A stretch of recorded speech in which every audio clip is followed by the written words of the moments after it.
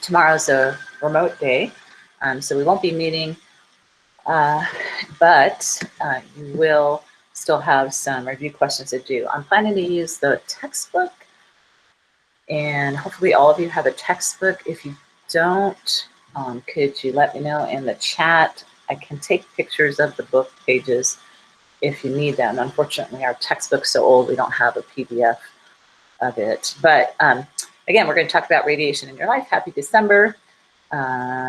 Use the note sheet as a reference. Today's note sheet, I decided to put all the links to the videos on the note sheet. So they're all live links. If you click on them, it'll take you to YouTube. This is a NPR article about the Radium Girls after the last one died. She only worked there for a couple of years, or a couple of days, excuse me. She lived to 107, for crying out loud, so that's pretty amazing. And then this is a SciShow about the Radium Girls. Anyway, I'll show you in the thing. We're going to talk about how we detect radiation, how to shield from radiation. We've already talked about that a little bit. The main point of today is how we can use radiation other than for power. So that is what we're doing. Again, I would recommend taking your own notes on your own paper. I think it sticks in your brain better if you do. So we've already discussed the fact that smoke detectors, battery operated ones, not the hardwired ones. So hardwired ones do have battery backup, but there are some that are just batteries that you can get if your house doesn't have a hardwired smoke detector, and they contain Americium-241. It emits alpha particles, and those alpha particles are big and heavy, and they knock into the nitrogen and oxygen molecules and knock electrons off. So those are the gases that are in the air that you're breathing, and that creates a constant current, a constant change of electricity across the two electrodes. When smoke is emitted, that captures the electrons and the alpha particles, and that breaks the circuit, which sets off the alarm. This is a gentleman who opened up a smoke detector and talks about it. If you're interested, you can watch it. It's not necessary, but yeah, this is a use of a man-made element. It's not even a naturally occurring element that's radioactive that has saved lives. So that's kind of cool. Radiation's everywhere. You can't get away from it. I've made it maybe a little bit scary, and most people are rightfully fearful of it, but it's part of being alive. So everything that is alive is radioactive, end of story, and many things that are inert or not alive are as well. This is another video about radiation. Again, a lot of it I think we reviewed already, but this one would be excellent to look at again if you're still confused about general radiation. This guy's kind of funny. I'm just going to show you the first minute. It's a 10-minute video, but I just want to show you the first minute of this gentleman because I don't know, I thought he was humorous, or I think he is humorous. He works at Fermilab, which is located outside of Chicago. Enrico Fermi was the brains behind the Manhattan Project.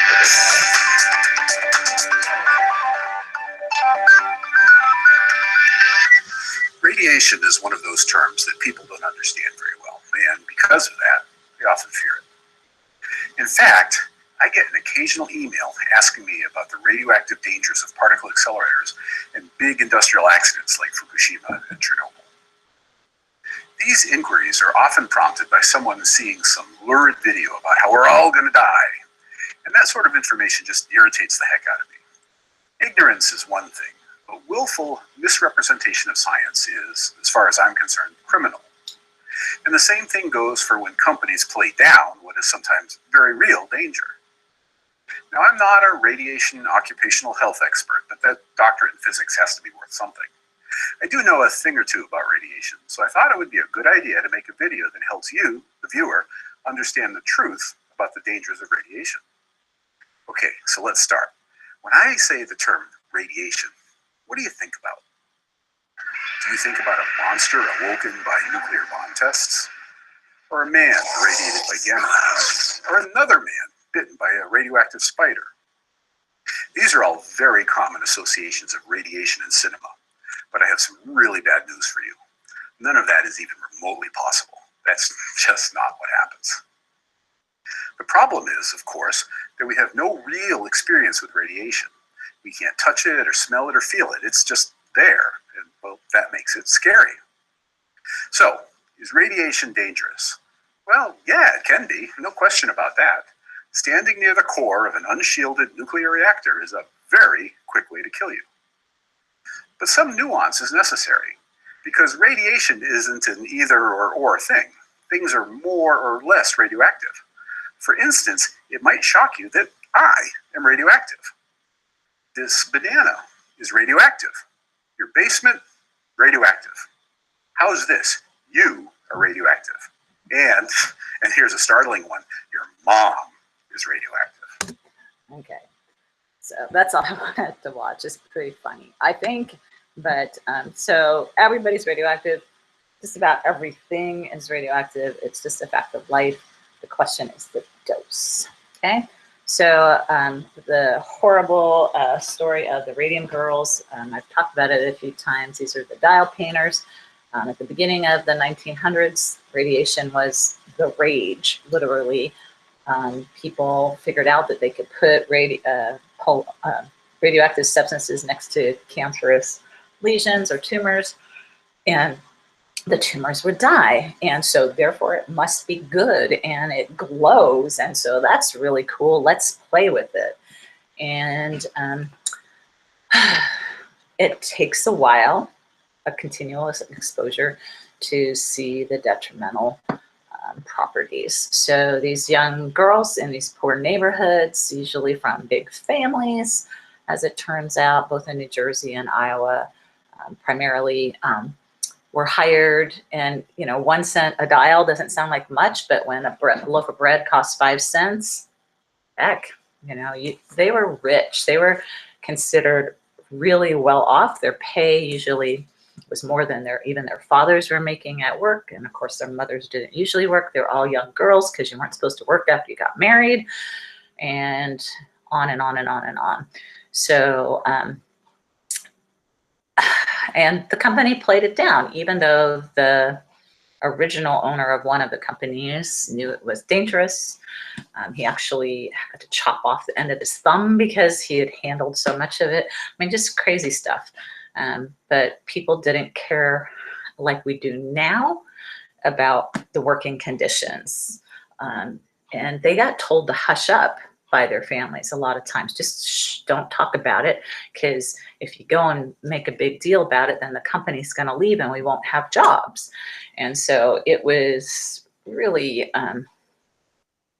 crazy time. And again, because of some of these women and because of their lawsuits, and a particularly hardworking young lawyer, they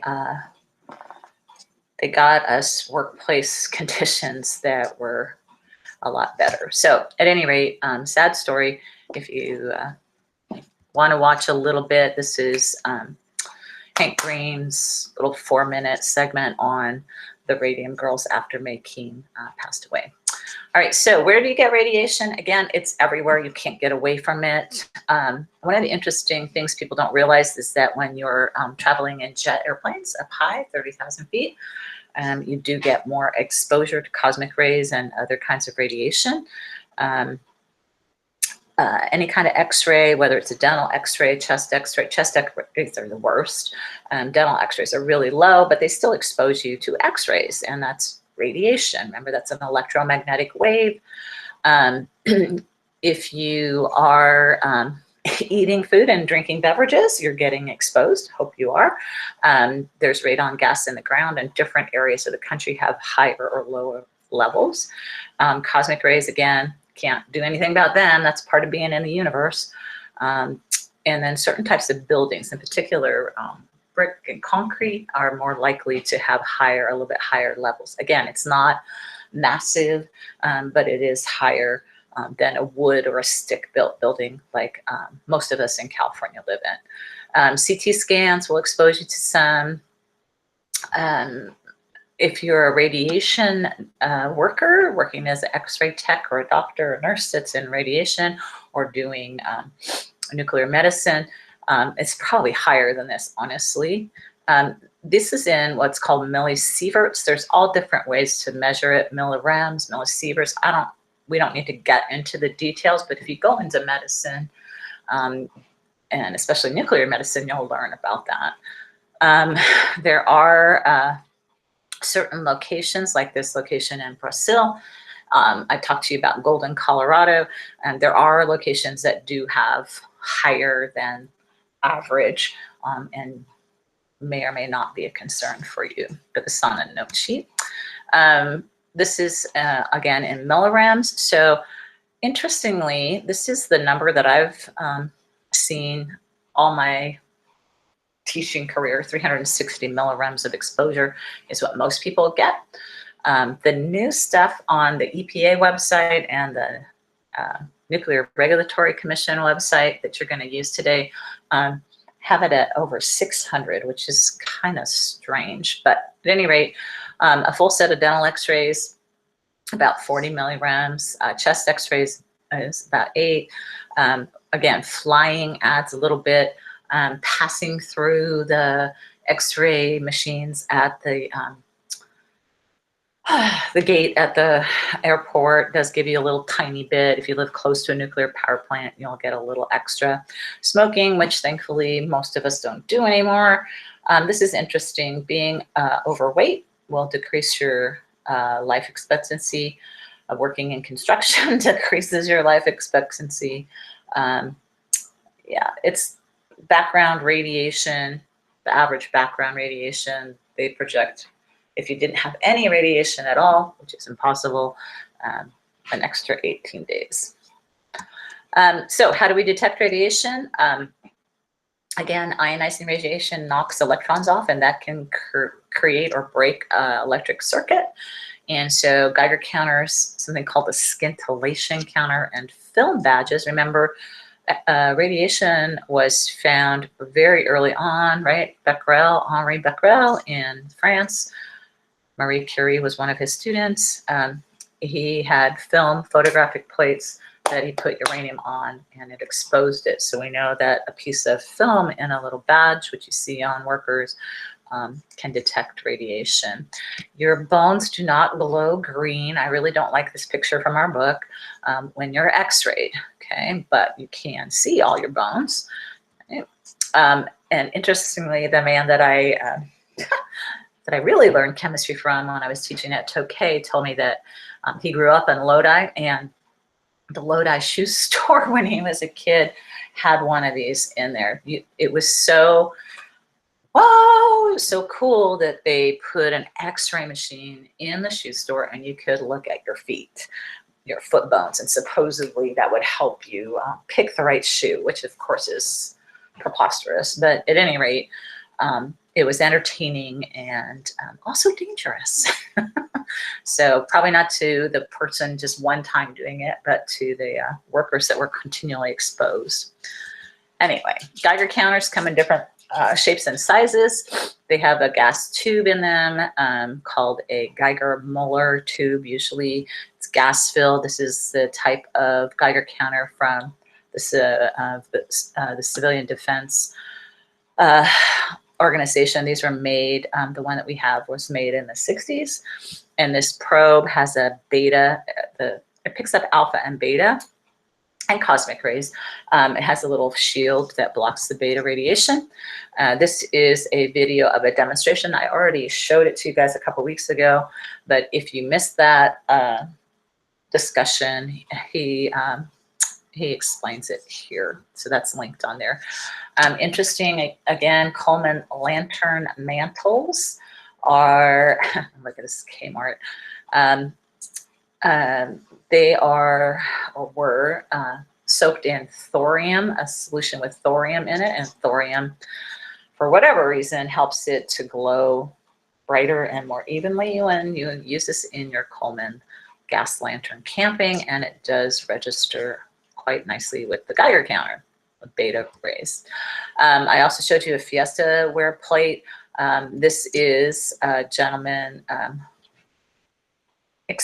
going through it also a little bit slow, so you can fast forward. But if you didn't get to hear that, Fiesta ware and a lot of a lot of pottery, they used old uranium, leftover uranium from uranium mining and stuff. They would put it into the glaze to make brighter colors. Scintillation counters, again, have a phosphor coated surface. They're kind of like Geiger counters. They're only be in a laboratory. They're not portable. But the film badges, again, you've probably seen these on people at doctors. Well, maybe you haven't been to a hospital or had x-rays, but they wear little badges that get turned in quarterly to measure their exposure and see if the machinery is all safe. C.T. Wilson invented something called the cloud chamber. Again, this is a long time ago, like 1911. And this is when Thomson, right? Remember 1911. I'm gonna get my people mixed up. I'm not gonna say it. Anyway, C.T. Wilson invented cloud chamber. It is, we can do this in the classroom. I have small versions of it, not like his. You take a dark piece of paper, you take some alcohol, let that evaporate, and then you get these contrails, kind of like the jet airplane contrails that you see. They are not spraying us with any poison. It's just condensation vapor trails in the atmosphere because it's so cold. So you put this cloud chamber on a block of dry ice, darken the room, use a flashlight, and this is a Coleman lantern mantle, and you can see these contrails coming off of it. The big thick ones usually don't travel as far. Those are usually made by alpha particles. The little tiny skinny ones are made by the smaller beta particles. And then this is from Princeton, Harvard, I can't remember where, a demonstration of a very large cloud chamber if you're interested. Shielding, you can get protection just from your skin and your clothes from alpha particles. Again, the harm comes when you breathe it. Beta particles will pass through paper and your clothing, but your skin, having your skin, so aluminum plate or metal plate or wood will block beta. And then gamma rays go right through you. You need a fair amount of concrete and lead to completely block them. So how do we use radiation? Well, it's used in several different ways. One of the ways is something called neutron activation analysis. What they do, and there's a link to this article from the United States Geologic Survey, and they bombard material with neutron producing elements. So something, remember, like uranium produces 3 neutrons every time it fissions. So they bombard it with a lot of neutrons, and sometimes those neutrons stick to the material, and then they know how fast, so it makes new nuclei, radioisotopes, unstable isotopes of those elements, and then they fall apart, they decay.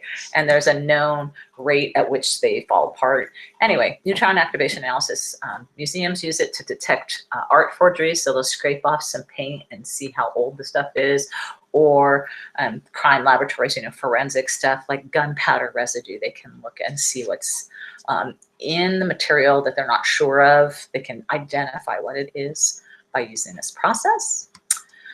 And then, of course, in medicine, we use it a lot to diagnose medical problems and also to treat disease. So interestingly, one radioactive isotope, iodine-131, is used for both. So if they suspect that you have a thyroid problem, they'll inject radioactive iodine in a solution into you. The thyroid preferentially uptakes iodine, and so if you're you have cancer, cancer cells are rapidly reproducing. And so if the thyroid's cancerous, it will take up that iodine more rapidly. The faster it takes it up, the more likely that it's really reproducing a lot, which is an indicator of cancer. If they decide you have thyroid cancer, then they'll actually give you a massive amount of iodine 131 that will kill the thyroid tissue. And then you have to take a supplement to get the thyroid hormones. Thyroids regulate your metabolic rate. And so if you're hypothyroid, you have a lower metabolic rate, you're tired all the time and stuff. If you're hyperthyroid, you have a really rapid metabolic rate, and there's problems with both. This is a 4-minute video on using radiation in medicine. I strongly, I don't want to take the time right now, but I want you to watch this one in particular and use it to answer the questions on today's assignment. Okay, so this last video is linked right here. And so that's the one I want you to be sure and watch on your own time. It's 4.5 minutes. So in your classwork feed, there is this document, and here's where I want you to answer. So after watching that video, you should be able to answer number 2. And then this is your personal concerns about radiation. Be sure to use complete sentences and tell me why, not just make a statement. But what I want you to do right now, I'm going to send you off to a breakout room. I want you to go to the EPA website and to the NRC website and use their calculators. So here's what it looks like. This is the EPA website, and this is my value right here. When you get to it, it won't have all this, but this is where you put in for like dental x-rays. So you just scroll through and click everything. And then the NRC website is here. Okay, so I want you to click through their automatic calculators with a partner. And then I'm going to call you back in 8 minutes. All right, so I'm going to send you out. Let's do, how many people we got? Let's see. Yeah, we'll do it in groups of 4 or 5. That's fine. I was going to do you with a partner. That's fine. I'm going to send you out to rooms and make sure that you do this. Oh, a couple things. Our elevation, just put 2,000 feet. That's about right, unless you live up the hill. If you're in Solstieville, put in 3,000. If you're above the Solstieville, put in 4,000. Okay. Yeah, so just go through the process at both of the websites. They're linked on that document. Any questions before I send you out?